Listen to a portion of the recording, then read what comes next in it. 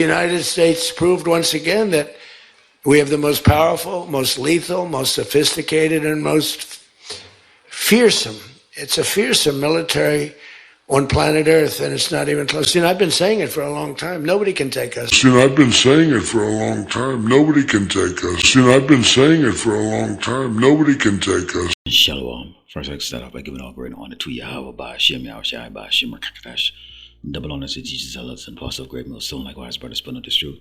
Faithfully, fearlessly feeding the sheep and dear brothers and sisters. Tuning in, Shalom. Today's lesson's titled Foolish Edomite Pride. Keep that same spirit when Yahawashi returns.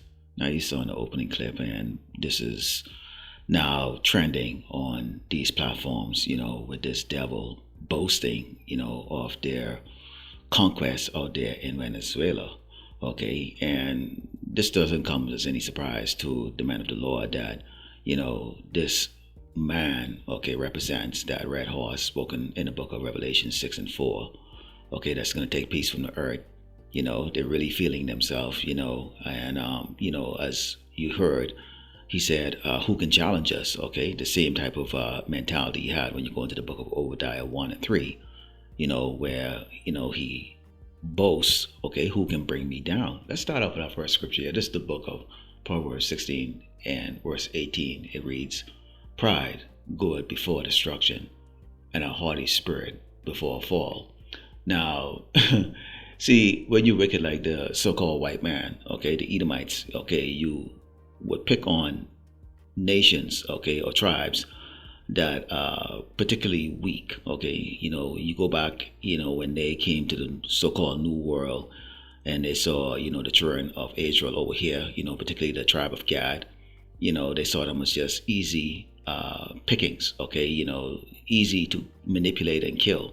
And that's exactly what they did. And then henceforth, they have, the land, or what is known as the United States of America.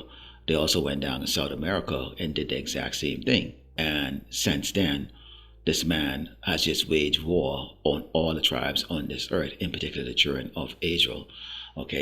And what they need to understand is this. When you go into the book of Exodus 15 and 3, it reads, the Lord, Yahawashi, is a man of war. The Lord, Yahawashi, is his name. So he might be speaking boldly right now that it can't be taken down by, the armies of the earth, which we know that the Lord is going to raise the Medes, and a conglomerate of nations to come against Esau, in particular Great Babylon, America. Also, we know that, the EU, NATO, those nations, they're going to get tired of the whore, making trouble, as you can see in the headlines where, they're condemning the actions of this devil, as they now talk about going and taking over Greenland. So we can see prophecies that's coming to pass right now, and there's no need for any of us, although you feel it, to take any action other than what we're doing, which is what? Preaching this gospel, testifying against this man, and letting the world know how this man is going to come down. This is the book of Romans 12 and 19. It reads, dearly beloved, avenge not yourself, but rather give place unto wrath. For it is written, vengeance is mine, I will repay, said the Lord. The Mashiach, he's the one that's going to put Esau down and get that glory. Now we're going to have a little, fun ourselves, before we go into the kingdom. The Lord is going to give certain brothers spiritual powers to be able to defend, not only themselves, but also, the elect that would be under the care, the care of the brothers, who've been chosen to, go through the tribulation, and actually make it through the tribulation, but in reality, the true vengeance, which we are going to have front row seat of that, is going to be the Mashiach when he returns. Henceforth, I said, in the opening, you foolish Edomites, you have great pride, and like the bride, keep that same spirit when Yahawashi returns. Let's go to the book of Ezekiel 35, starting verse 6, and it reads, therefore as I live, said the Lord power, I will prepare thee unto blood, and blood shall pursue thee. Said thou hast not hated blood, even blood shall pursue thee. Thus will I make Mount Seir most desolate, and cut off from it him that passeth out, and him that returneth. So this speaking of great destruction that the Lord Yahawashi is going to bring upon, Esau and his queendom, okay, which is Edom, okay, because these are Edomites, all right. And I will fill his mountains with his slain men. In thy hills and in thy valleys and in all thy rivers shall they fall that are slain with the sword. I will make thee perpetual desolation, and thy city shall not return, and ye shall know that I am the Lord Yahawashi. Again, you're speaking about who? The Lord Yahawashi, who is a man of war. Okay, so when you see this red devil bragging, talking about that great military, and as you can see, I'm playing in the background here, okay, footage of the United States of America military power.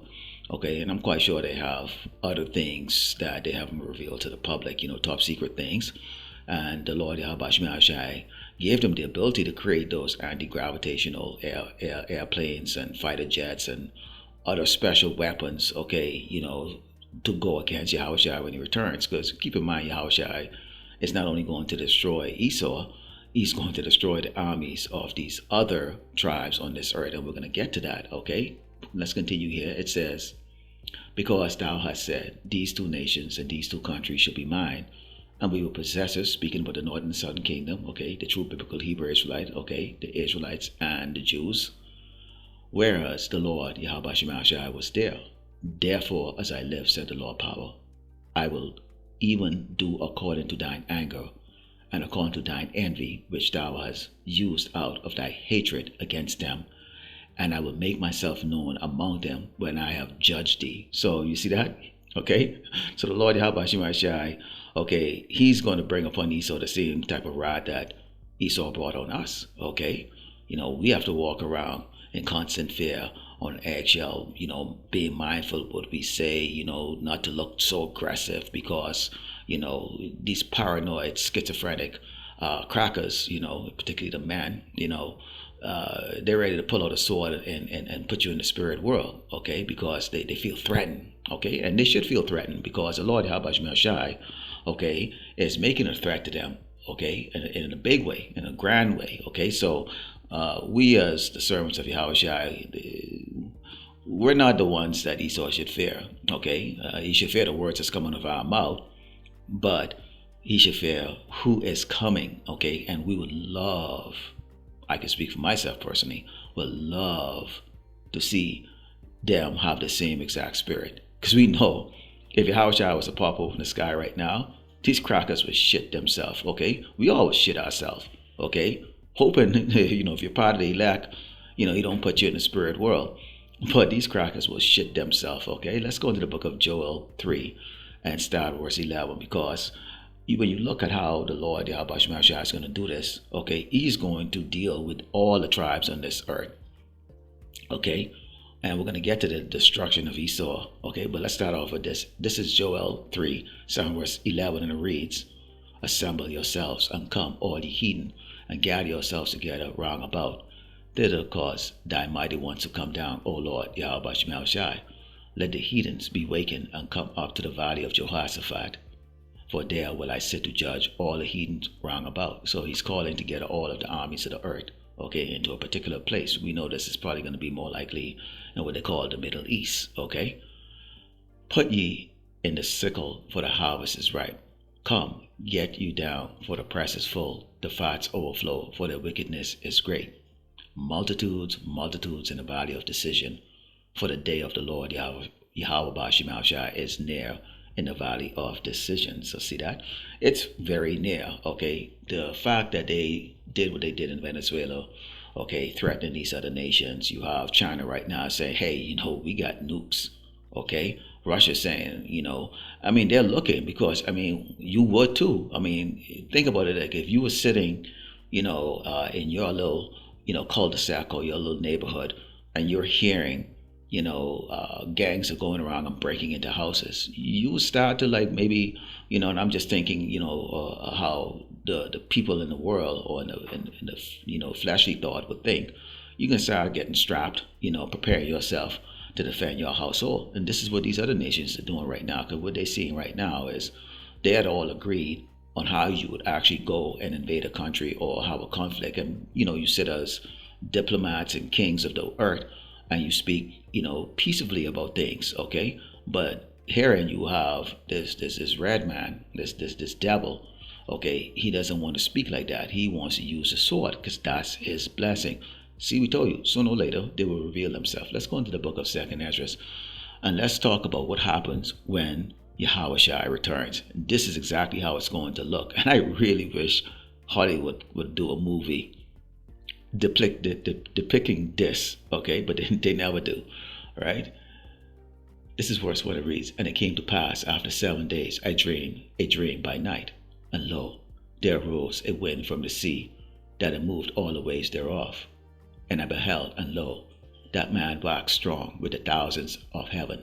And when he turned his countenance to look, all the things trembled that were seen under him." So this is telling you when Yahawashi returns, okay, with the angelic hosts, okay, which are the chariots, is military force, okay, people can be shitting and dying of just fear of heart attack, including these generals, okay, and these kings on this earth. I mean, we know many of them, particularly the elites, are going to be underground hiding by that time, because World War III is going to already be, really up and going, because none of this stuff that they're looking to do with this MOTB is going to work. The Lord Yahawashi is not going to allow it to go, okay? Continuing, it says, "And whensoever the voice went out of his mouth, all they burned that heard his voice, like as the earth faileth when it feeleth the fire. And after this I beheld, and lo, there was gathered together a multitude of men out of number from the four winds of the heaven to subdue the man that came out of the sea." So this is talking about the armies of the earth. Okay, they're going to start fighting each other, and they're going to turn and look, and when they see Yahawashi is returning. You can imagine this is going to be a big thing on whatever type of internet we have at that time. Every telescope pointing out to the sky. I mean, it's going to be a big thing, and people are going to be able to see it with their own naked eyes. Okay, the glow, okay, from the Father ship led by an armada of spaceships that's going to be coming.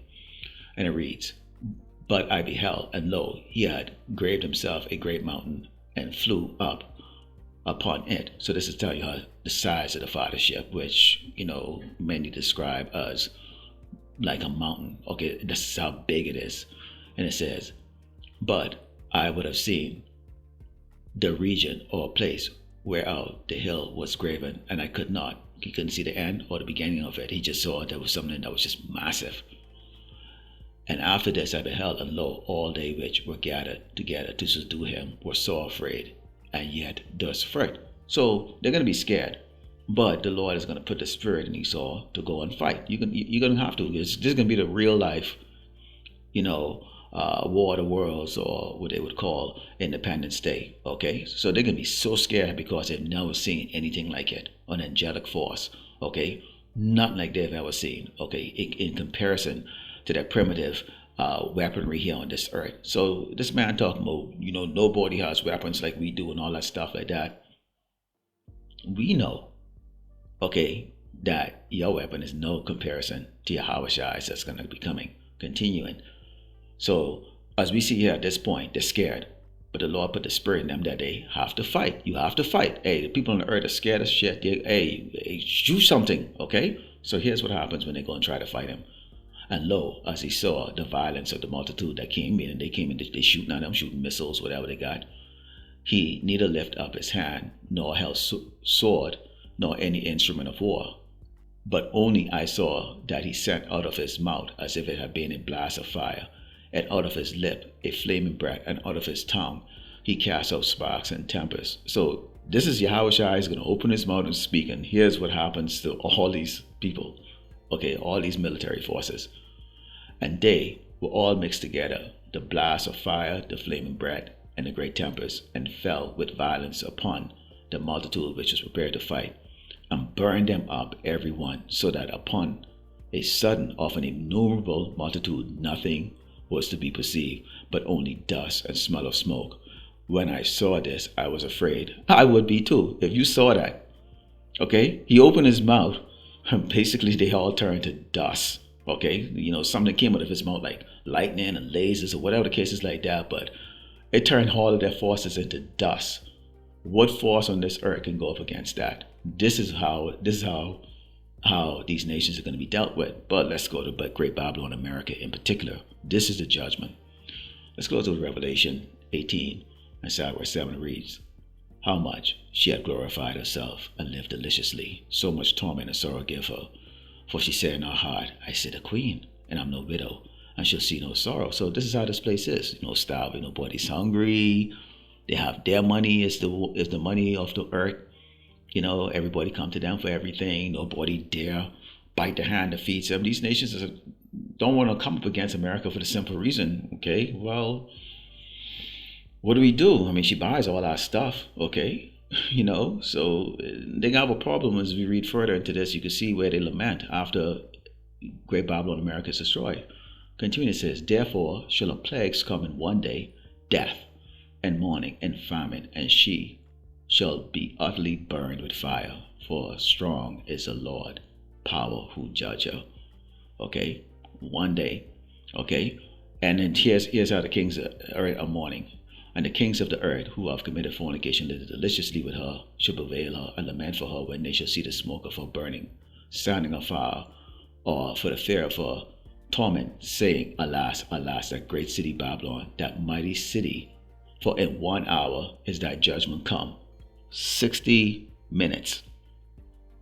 So Trump, it took you a couple hours to go through there and take down one measly fucking dude. The Lord is going to take down all of your forces and destroy your kingdom in 1 hour.